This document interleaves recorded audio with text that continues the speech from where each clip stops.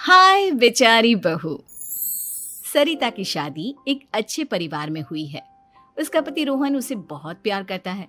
घर में उसकी सास शांति और ननद मीनाक्षी भी है, जो सरिता के किसी काम में दखल अंदाजी नहीं करती।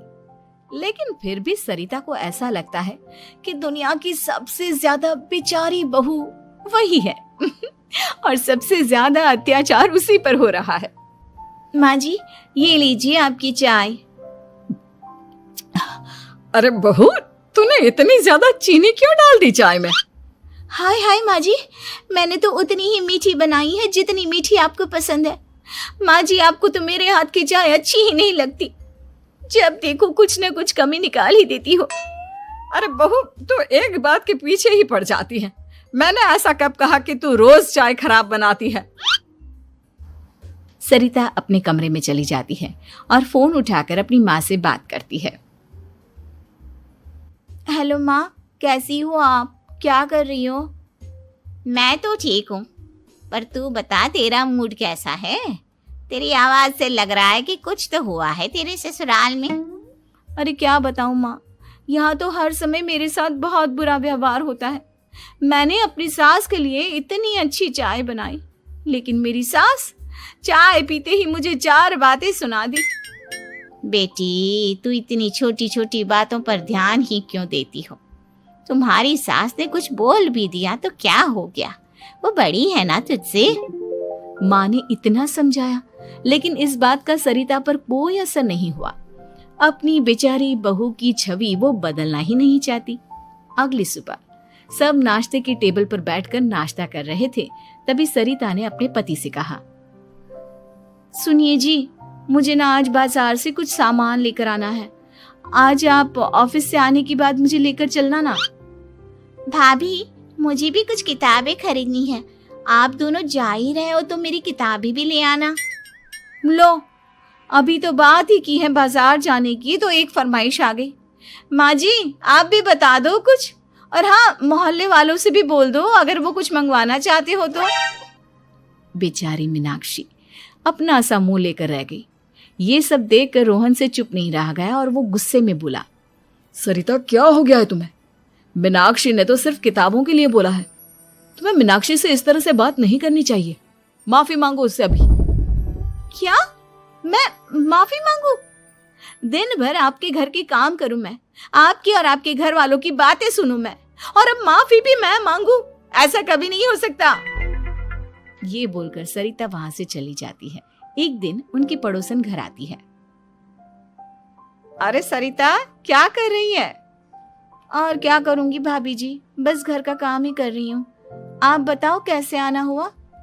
अरे मैं तो तुम्हारा हालचाल पूछने आई थी, लेकिन तुम तो बिजी लग रही हो। कोई बात नहीं, मैं बाद में आ जाऊंगी। और क्या करूं भाभी जी, जब से शादी होकर आई हूँ ना, बस काम ही कर रही हूँ। और इस घर में ना कोई मेरी कदर नहीं करता। पति है जो बस घर से ऑफिस, ऑफिस से घर। ननद को तो कॉलेज से फुर्सत नहीं। बची सास तो उनका सारा समय मेरी गलतियां निकालने में लग जाता है। अरे ये क्या कह रही हो सरिता? तुम्हारी सास तो पूरे मोहल्ले में तुम्हारी तारीफ करती फिरती है कि तुम बहुत अच्छी हो, पूरा घर तुम्ही ने संभाल रखा है। हाँ तो क्या हुआ? इसमें गलत क्या कहती है? सच्ची तो कहती है। मेरी मर्जी के बिना इस घर का पत्ता भी नहीं हिलता। शाम को जब रोहन घर आया तो उसने सबसे कहा, कल हम सबको मौसी जी के घर जाना है।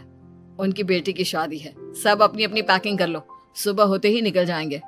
और सरिता, तुम कान खोलकर सुन लो, वहां जाकर किसी की बुराई भलाई शुरू मत कर देना, नहीं तो मुझसे बुरा कोई नहीं होगा।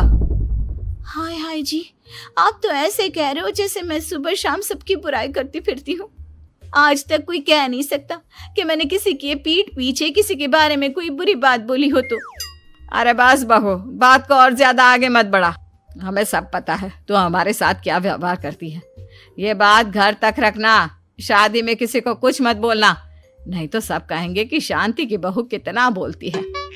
हाँ हाँ, सब कुछ तो मैं ही बोलती हूँ ना। आप लोग तो हर समय फूलों की बारिश करते रहते हो मेरे ऊपर।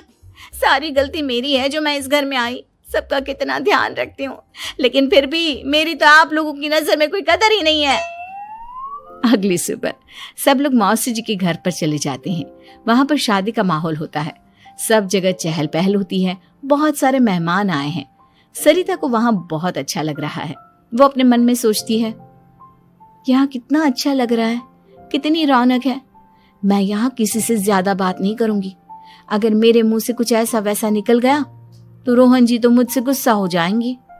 सरिता ये सब सोच ही रही थी कि वहां रोहन की कजिन साक्षी आ गई और सरिता से बोली, आप सरिता भाभी हो ना? जितना आपके बारे में सुना था आप तो उससे भी ज्यादा सुंदर हो। हाँ वो तो है, मेरी सुंदरता की तारीफ सब करते हैं। मेरे मायके में तो सब यही बोलते हैं कि रोहन जी की किस्मत बहुत अच्छी है जिन्हें मैं मिली। लेकिन आप कौन है? मैंने आपको पहचाना नहीं। मैं रोहन भैया की कजिन हूँ। आपकी शादी पर नहीं आ पाई थी ना, इसलिए आप मुझसे मिली नहीं कभी। शांति मौसी और मीनाक्षी आपकी बहुत तारीफ करते हैं। क्या कहा तुमने? मेरी तारीफ? कभी नहीं। मेरे ससुराल वाले कभी मेरी तारीफ कर ही नहीं सकते। मैं इतनी अच्छी हूँ, मेहनती हूँ, लेकिन उन्हें तो मेरी कदर ही नहीं। सारा दिन घर का काम करती हूँ, फिर भी मेरी सास ना मुझे सुनाती रहती है और पति भी मेरी सास की साइड लेते हैं। ना कभी बाहर ले जाते हैं ना कहीं घुमाने। अगर घुमाने के लिए कभी बोल भी देना तो उनकी बहन बीच में आ जाती है। मैं कैसे रह रही हूँ उस घर में ये मैं ही जानती हूँ। सरिता की ये बातें सुनकर साक्षी को बड़ी हैरानी हुई। अब वो हर किसी के सामने अपनी बढ़ाई और ससुराल वालों की बुराई करने लगी। रोहन और शांति को सरिता पर बहुत गुस्सा आया, लेकिन वो चुप रहे। अगले दिन जब वो अपने घर पर आए, सरिता, तुमने क्यों सबके सामने मेरी इज्जत का तमाशा बनाया? तुमसे बोला था ना कि चुप रहना। अजी ऐसा भी क्या कह दिया मैंने जो इतना भड़क रहे हो? तुम जहां जाती हो अपना रोना शुरू कर देती हो, कभी किसी दूसरे की बात ही नहीं सुनती, बस अपनी कहती रहती हो। तुमने सबके सामने हमारा तमाशा बनाकर रख दिया है। हे भगवान, मुझे अपने पास बुला ले। जिस घर में मेरी कदर ही नहीं उस घर में मेरा क्या काम? अरे क्या करूंगी मैं यहाँ रहकर? जो भी आता है मुझे सुनाकर चला जाता है। मैं तो किसी से कुछ नहीं कहती। सीधी सादी बहू मिल गई है ना सबको, तो जो जी में आए वो करो। सरिता ने अपने आगे किसी को कुछ बोलने ही नहीं दिया और उस दिन भी उसने सबके सामने खुद को बेचारी बना ही दिया। अगले दिन मीनाक्षी कॉलेज के लिए लेट हो रही थी, इसलिए वो हर काम जल्दी जल्दी कर रही थी।